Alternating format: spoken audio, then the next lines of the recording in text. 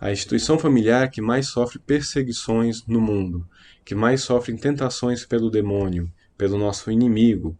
Ele quer fazer de tudo para destruir a família, porque destruindo a família, ele destrói tudo. A família, ela é a base de toda a nossa sociedade, de toda a nossa vida. Então, destruindo isso, ele consegue a vitória facilmente. Nós podemos ver essas perseguições, esses ataques, muitas vezes de uma forma velada, sutil, que as pessoas acabam não percebendo. Ou também, às vezes, acontecem ataques descarados, abertos publicamente contra a família. Infelizmente, as pessoas hoje estão na ditadura do relativismo moral. Não se existe mais uma verdade absoluta. As pessoas não acreditam mais numa verdade absoluta. Então tudo é possível, tudo é permitido. O mundo hoje incita o que, por exemplo, a rebeldia dos filhos, né? O desleixo, o descuidado dos pais. Nós vemos também eles mudando a imagem de família, começam a colocar que família é de tal forma, família é de outra forma. A gente sabe muito bem do que eu estou falando e começam a passar uma imagem que o casamento é algo falido, que o casamento não funciona, que o casamento é um sofrimento, ou começam a passar a imagem que pessoas que entram em casamentos apenas para se divertir, para ser feliz, para ter prazer, e quando isso acaba, está na hora de mudar, segue a vida, separa, vai para outro. E isso vai acabando ficando normal na cabeça das pessoas. Crianças hoje em dia vão crescendo com essa mentalidade e no futuro a gente tem o perigo de destruírem totalmente a família. Hoje, se ter uma família santa, uma família católica, uma família unida, parece que é nadar contra a correnteza. Ter uma família numerosa hoje em dia é vista com os olhos muito diferentes, né? Você fala, mas tantos filhos, para que tantos filhos? Ou colocar tantas crianças no mundo para sofrer? É normal ter um filho só? Ou pessoas vão falar, casais que tenham, sejam pais de pet, né? Tem essa mentalidade. Parece que não estão, o mundo não está mais aberto à vida. Virou uma cultura de morte. É isso que virou uma cultura de morte. Também vemos alguns, por exemplo, muitos jovens que começam a namorar e passam muito tempo namorando, porque o casamento virou um evento social, virou um contrato. Então, para se casar, precisa ter muito dinheiro para ter um casamento com uma decoração muito cara, muito bonita, e assim, o principal virou a festa. Virou a celebração ali, o dinheiro, mostrar que tem dinheiro. O principal virou a festa, tirou o foco do sacramento que é o matrimônio, que é o início da família.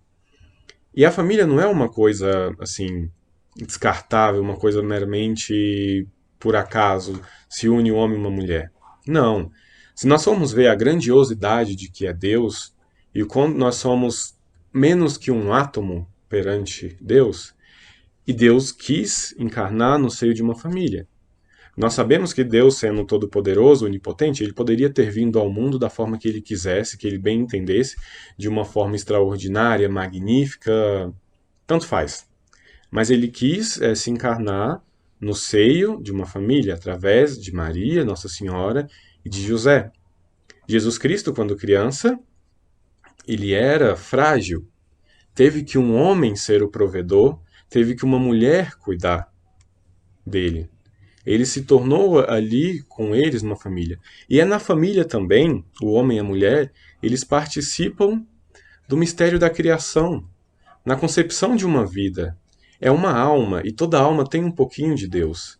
Então, a partir daí, nós vemos a grandiosidade que é a vida em família, que é ter uma vida em família.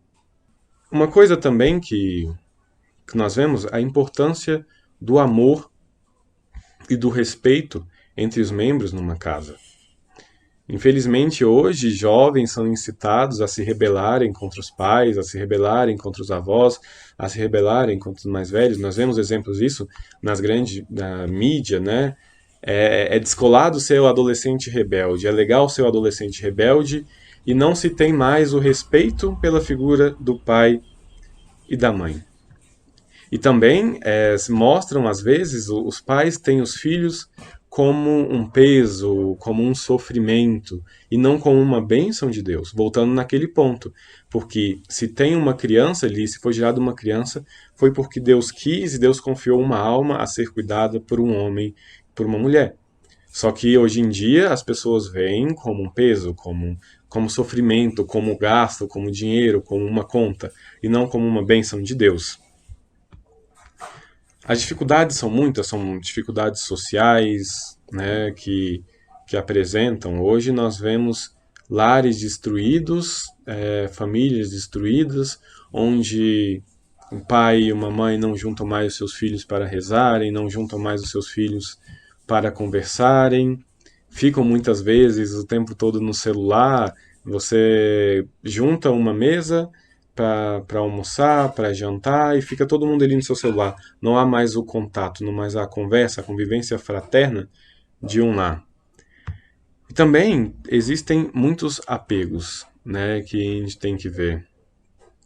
Existem pais que não querem reconhecer que os filhos não são sempre para eles também. Os filhos precisam sair de casa, os filhos precisam construir um novo lar, constituir uma nova família. E pais que querem ter filhos de 30 anos com uma mentalidade de criança, querem carregar no colo o tempo todo, não criam para serem grandes homens, grandes mulheres no futuro. E também filhos que não querem sair, aí que vem também disso, né? Filhos que não querem sair das casas dos pais, né? Querem ter os pais para bancar a vida deles para o resto da vida e depois vai com a herança. Querem viver numa infantilidade, não querem amadurecer, não querem virar homens e também não querem virar mulheres, né? Esses são os desafios, né, que nós encontramos hoje na nossa sociedade em relação à família. Existe uma luta muito grande para abalar, para destruir. E na minha convivência em grupo de jovens, né, muitos relatos, muitos problemas, até espirituais, emocionais de jovens, nós vemos que começam ali na casa deles.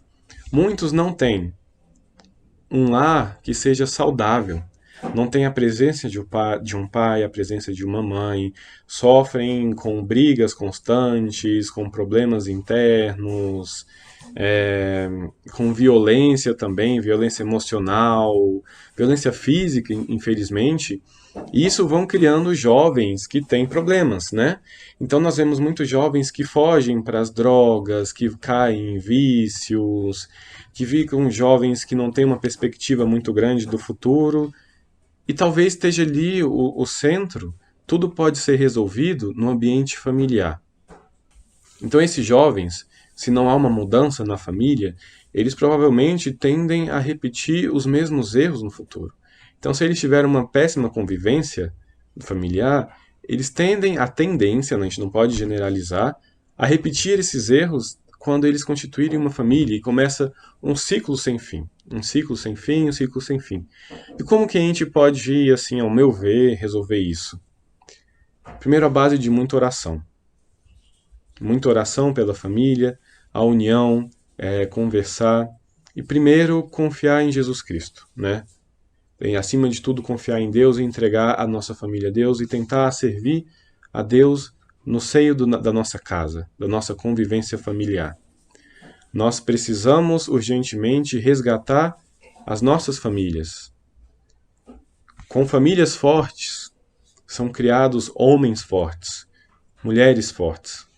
É preciso que os pais conversem com os filhos, que os pais aconselhem, que os pais sejam pais, assumam responsabilidade. E também é preciso que os filhos se submetam aos pais. Tudo isso é exemplo da Sagrada Família. É só nós lermos na Bíblia o exemplo de São José, sendo homem de verdade. Então é preciso que o homem seja homem mesmo, não uma versão distorcida que hoje a sociedade quer distribuir, do homem cafajeste, do homem mulherengo, do homem preguiçoso, do homem que não é trabalhador. Também é preciso que as mulheres sejam fortes, sejam a base da família, sejam o sustento da família, o apoio. E é preciso também aprender a sofrer, porque nós vivemos querendo prazer o tempo todo, prazer, prazer, prazer, e aprender com o sofrimento, aprender a se calar, para que nós possamos transformar. E também ir à luta. A gente não pode ficar em casa sentado, ir à igreja, só a missa ali, e esperar que tudo se transforme. Uma vez no seminário, eu escutando uma palestra, o padre falou, né? Um homem de família, a prioridade dele tem que ser a família, tem que ser a casa dele. Não pode ser a igreja. Se ele passa o tempo todo ali numa pastoral, o tempo todo na igreja, ajudando, ajudando, ajudando, mas quando chega na família, chega na casa e tem um problema, e ele se esquece disso, ele está errado. A hierarquia tem que ser Deus acima de tudo, depois a sua família e depois a igreja, porque a família é a igreja doméstica. E é ali que nós somos responsáveis por catequizar, por aprender as bases da fé, da moral cristã. E também viver uma vida autêntica dentro da nossa família, porque não basta nós estarmos ali na igreja, bonitinhos, santinhos, né? E chegamos em casa e nos transformamos em pequenos demônios. Vivemos reclamando de tudo, murmurando, não tratando bem, desrespeitando, não fazendo nada. Então as pessoas que estão ao nosso redor na nossa casa não vão também nos acompanhar porque não estão vendo o exemplo. É necessário ser exemplo, é necessário evangelizar a nossa casa com o nosso exemplo.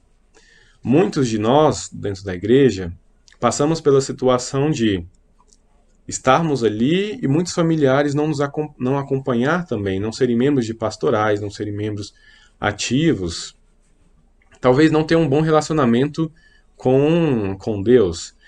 Podemos ser nós, filhos, ou os pais, né, os filhos que não têm pais ativos na igreja, ou os pais que não têm filhos que não querem participar também. Mas qual é o exemplo, né? Qual é o exemplo que nós estamos dando a eles?